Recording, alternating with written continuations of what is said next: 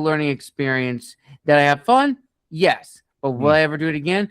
Hopefully not. Hopefully not again, because that was a lot. I can write a lot of chapters, but 64, that's probably like my limit at this moment. Right. Yeah, I can understand that. It's some days you get sort of in that point where you're like, I don't really want to write that much today. But then I call it writer's laze, where I don't want to be the entertainment. I want to be entertained. I like that. That's really nice. Fair enough. Now, this next question, Rob, I'm really intrigued to hear your thoughts on this. Are there any specific genres or types of stories that you find require more stringent outlining than others?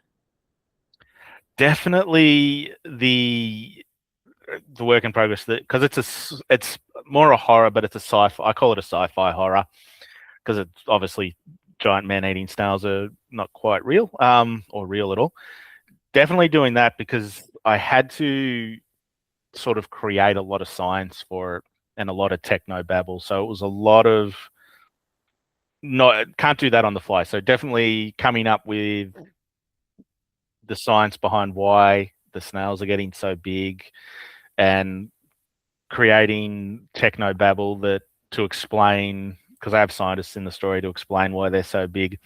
That one took a lot of pre-planning and outlining, whereas something like Toto and Tommy is just write it and let's have fun and see where it goes, because it's a comedy sort of story. I find the sciencey stuff definitely needs more of an outline than just a fun adventure. Absolutely, 100%. And as you said just now, when it comes to like researching, making the world building of like giant man-eating snails, it has to make sense for that world. So yeah, I could definitely imagine, researching, going back and fine-tuning things so that way it makes sense and the reader's not going to get confused in the process. Absolutely. I had to research how snails absorb different things into their system. How, like, could a snail theoretically grow to be such a large size? I guess it could, because apparently their structure allows that. It was interesting, that one, writing about the science behind a snail and looking into that, and then creating a whole chemical system that was going to sort of explain why they grew. Yes, very true. Very, very true. Now, when looking at your characters throughout all of your books, how do you ensure that your characters remain respectful representations of the real life individuals while being authentic to the story? And that's another thing, too. You want your characters, for us as authors, to be believable in the world that they are existing in, even if though they are based upon real people or have some aspects that are connected to real people. Yeah, absolutely. So the work in progress. So snails, Toto and Tommy, and Love and Loathing, being they're all fictional. The characters, even though inspired by people, aren't direct representations of them. The way I've sort of gotten around being respectful, especially with the more empty pages, short stories, especially with the ones that are supposed to be news articles, is I put myself in them. So I very much taking a page out of Hunter S. Thompson's book is I'm the central character, so I can disrespect myself all I want, and that gets around that issue. And then I create other fictional characters for that. Like I said, Taylor absolutely loves it, which just goes to show how her and I connect so well as friends, is we're both just nuts. Um, and then my cousin Regan, who's appeared in a few stories, has kept asking, "Oh, take me further into this crazy world you've created." Whereas, like Esther, for example, I try to be very respectful of any characters that inspired by her, to the point that they're never really put into any of this craziness. They're a very straightforward person who was never anything but what I intended her to be. Absolutely, 100%. Now, we've already talked about, how you brought these characters to life and how, you and your friend Taylor, as an example, how your friend has always been very supportive of, like, taking her character forward, like, go nuts, have fun. With that in mind, how is incorporating real life inspiration into your characters influence your overall narrative themes or messages across all your works? Hmm. Honestly, I don't really think it has. It's the message. A lot of the messages in probably seek medical help if you're as crazy as I am. And these people are in these situations. If you're in a situation that my characters are in, you have done something seriously wrong with your life. And because they're out there situations. There's a story about a who will remain nameless clown mascot of a large fast food corporation who makes the burgers out of people. And if you're in that situation, you've probably done something wrong to get there. So it's yeah, the inspiration that even though my characters are inspired by real people to a degree, it's just everything is just cranked up to the max for them, to the point that I don't think it really represents them as the real person they are. Ah, okay. I see. I see. I feel you. Now, going back again to the behind the scenes, the outline versus intuition, can you discuss the impact of your writing process, being more on the Panther side, on character development and plot progression? Because this is very, very huge. Again, as we mentioned earlier, when we have like a rough outline, we tend to get an idea of like how the story is supposed to go. But as mentioned earlier, sometimes characters will take the reins of the story, and we, as the author, are the vehicles. Yeah, I'll use the work in progress snails again. There's a character in it who is a sheriff's deputy who starts off as very much just the sheriff's deputy, and is in this bizarre situation that he's not accustomed to. He's accustomed to, the occasional drunk driver and the bar brawl and everything in his small little town. And by the end of it, I developed him into this man of action who will run headlong into danger with a shotgun in his hands. And ultimately, his character progresses to the point where he ends up in a new position in life at the end of the story. And that was very much seeing this character that I'd started and being like, well, he needs some development. Let's make him grow into this. I'd like to use. I don't want to really use it, but I guess it's more like a boy into a man kind of scenario, and you see that in obviously a lot of works like that. And then the lead scientist character in that story starts out as very hopeful and excited about her work, and then goes through this whole situation of this is all my fault because she unfortunately created the giant snails, to taking responsibility for it and ensuring that the town is safe and there's mass cleanup in the end. So Yikes. you can't really write a story without having the characters evolve through it and go through a progression of their own That is and not true. blend. Characters, yes. Mm, Characters do have to grow. mm, yeah, absolutely. That's in those works, whereas the short story works, there's not much going on in those. They're only a few thousand words each story. Some are a bit longer and they go through a situation, but for the most part, the characters, which are usually myself and Taylor, or just myself, it's the same at the start of the story as the end of the story. They don't learn anything, and they're still going to end up in these bizarre situations. Absolutely, absolutely. Now, of this question, I'm actually going to tweak a little bit and actually ask more of like in a sense of like being part of a writing group. Are you part of a writing group just by chance? I'm on a few author groups on the Instagram, but I write by myself, obviously, and I share some story. I guess I'm in a group. I've got an author friend, Camille, who I talk to, and we bounce ideas off each other and show little pieces of our work to each other. That's probably the extent of my writers group. I'm a very solo individual, I guess you could say. Hmm. Very much live the cliched introverted writer, as it were, as hunched behind my desk with 10 gallons of coffee and a dark room with just one bare bulb, kind of writing my stories. All right, all right. I feel you. I feel you.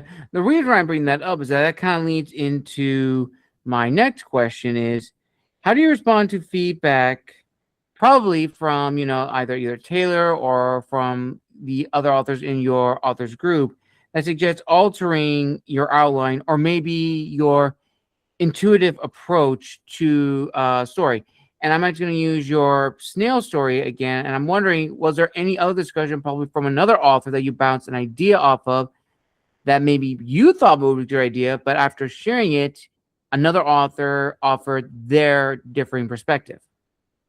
Um,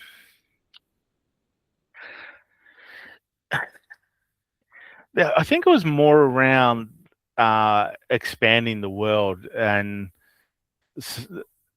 I can't remember who I showed it to now, but they're like, you've got these characters that you meet briefly and you go into detail about their life, but they never come back, sort of thing. And that's very much using the cook from Snails. Was I put some detail into his history in Mm. one chapter, and he never came back again. And it's like, they're like, why did you do that if he doesn't reappear? And I'm like, that's a good point.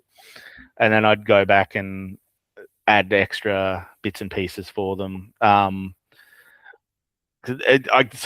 call it the forest for the trees, whereas I get so into the story of where it's going that I sort of lose track of what's in it as well. And so that's why it was nice to have someone else glance their eyes over it and be like, hey, you've got this great opportunity here. Why ignore it? Yes, absolutely. And that's the thing I love about, the author community, is that they are always so very supportive, always always so encouraging, and offering different insights, and again, differing perspectives that we may not see. And the beautiful thing is about other authors when they offer advice is that, as they even said, they could take, yeah, jumping all over the place. We can take their reviews or feedbacks with a grain of salt, Mm, in the sense that, you know what may have worked for them may in turn not work for us, depending on the story. We do have to change it up and tweak it to best suit us. But feedbacks and advice are always welcome for us authors. And as absolutely. another fan question, Rob, what was probably the best feedback you've ever gotten for one of your stories? Um, I think it's probably come from Camille. Is she said use the term you can't make this shit up, and apparently Rob can, is what she said. And I thought that was amazing feedback to receive. It was so brilliant for what my writing is that people have read my work and they wonder what's going on in my head. And Camille just put a bullet point right there with you can't make it up, but Rob can. I thought that was just perfect. That's been probably one of my proudest moments. She's actually a psychologist, so she actually did a whole psychological review of my writing in a short paragraph, and I wish I had it on me at the moment. It was just so beautiful to read. Oh my goodness, that probably has to be better than any review by any reader. Just, I'm glad you have that good to print, that good friend group of Camille and Taylor, who Mm, are very very passionate about your work, and are, it seems to me, they're going to be by your side until the end. I hope so. Camille has been absolutely amazing support. She's an author as well, and she wrote a very beautiful memoir about her life. Which I highly recommend one day. I'll Miss Metamorph, beautiful book. But she posted a review on Instagram of just empty pages, and it actually led to a couple of sales for me. And it's been fantastic finding her in this little writer's world and have someone just pushing my work for me, because I'm not great at promotion. And she has just been absolutely brilliant for me. Nice. And you said she was also a fellow author? She is, yeah. She wrote a very beautiful memoir called Miss Metamorph. It was Wait, is it Camille Fitzgerald? That's it. I knew the name sounded familiar. Yes, I did interview her on the show in like a written form not too long ago. Yeah, she's it was like an absolutely beautiful book, very much outside my wheelhouse, but I read it, and yeah, she's amazing, and she has been such an amazing support. We only really connected nearly 4 or 5 months ago, I think, or maybe less, and she has been a great sounding board for the writing, and definitely a huge supporter. She's my hype girl. I absolutely love her hype for my work. That's awesome, Rob. That's awesome. Shout out to Camille. I gotta get you back on the show one of these days. I gotta get you back on for an audio interview because I have so many more questions to ask you. So, Camille, if you're watching this, I'm reaching out to you soon. Absolutely, get her on. She's fantastic. Nice, very nice. So, Rob, we're almost near the end of this incredible discussion. We got two final questions, and honestly, these two are probably the most, I want to say the most intense, but they're definitely ones that definitely make us think and keep us up at night as authors. So, the next question I pose to you is this: what strategies have you used to overcome the dreaded writer's block, especially when following either a specific outline or writing from an intuitive standpoint? Right. I can't say I ever have really had writer's block. Like I mentioned before, I call it writer's laze, where it's just I don't want to create today. I want to watch a creation or read a creation. But I've never really come across solid writer's block. Like I said, I have a long drive to work each day. So in that drive, I just let my mind wander, and that creates stories for me, which I carry a notebook with me, which I quickly write down so that I can explore them later on. The other thing is just I shut down as much as I can, and just let my mind go. Usually at night as I'm drifting off to sleep or something like that, and let it go and create little worlds for me. And my dreams are a lot of inspiration.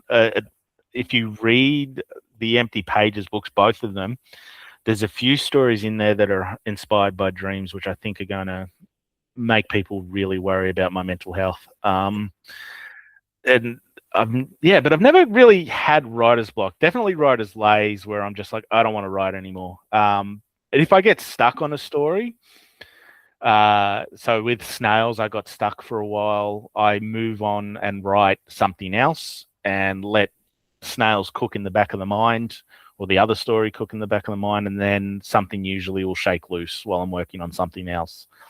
It's a very similar method to, I think it was Einstein used to do that. He used to do mundane tasks while working out a problem. Absolutely. Absolutely. And for our final question, Rob, for those who may be struggling with either outlining their story or being more of a pantser, what advice would you give them to help find a balance between structure and organization, but creative freedom? Don't over outline. I think like a lot of people really get into the structure of it, and if you have too much of a plan, it doesn't allow for the free form flow to come through. And you could think of that life is that way as well. Don't have too much of a stringent plan. Definitely have an idea of where you're headed with it, but don't get bogged down in I got to get from point A to point B to point C, because you might go, well, I'm at point B, but let's jump to point F or something like that. Doesn't really allow for that improvisation and free flow form, and Absolutely. allow your characters just to explore the world and let them let you know where you're going. Like I said before, it's kind of like a D&D game. You're the dungeon master, you know where this little world is going, but then you have 5 characters with their own thought process and their own story they want to sort of tell, and you got to interweave it all together and get them to that point or this point or what have you. Yes. Well said, Rob. Absolutely well said. And on that note, ladies and gentlemen, we conclude another amazing episode of the Writers Hub here on Tales from the Wandering Scribe. I want to give a huge thank you to Rob for coming on the show, making his official debut. Now, Rob, where can people find you on social media if they want to connect and interact? And where can people buy copies of your books? I am on Instagram and I'm just looking it up now before I forget what it is. It's at Rob Langridge Writer on Instagram. All my books are available through Amazon. There's a link in my Instagram account, and 2 of them are available on, I can't remember, another website. Where is it? House of Prose bookshop. So Just Empty Pages and Tommy and Toto are available on House of Prose. Everything else is available on Amazon. Awesome. I will link all those down below in the description of this video, ladies and gentlemen. And if you'd like to have Rob back on the show for an author interview where he gives a more detailed approach to his writing process, how he got into the industry, and what he's learned about marketing his books and more, you know what you have to do. Like this video, comment down below, and subscribe to the channel.